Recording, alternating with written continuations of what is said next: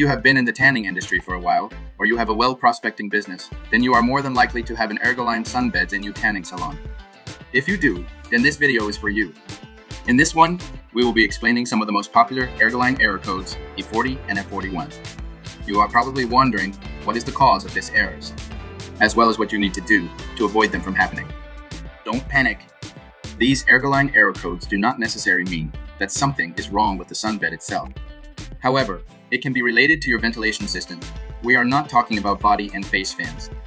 Error codes E040 and E041 will appear when there is a disruption on the airflow switch that is built in on the outside of the main ventilator. Error code E040 means that the airflow switch did not turn on when the sunbed began its work.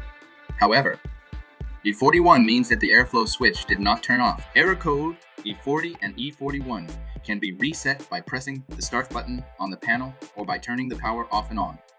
However, it will not solve the issue, and the error codes will keep on appearing on a daily basis. You should always remember to clean and service the sunbeds regularly to extend its life. To make the airflow run easily, you can build special cabin rooms. Those have an open space at the top and at the bottom. Let us know in the comments if that is something you would like to see in the next vlogs.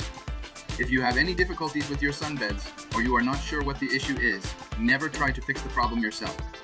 Always follow health and safety guidelines and call a professional sunbed engineer.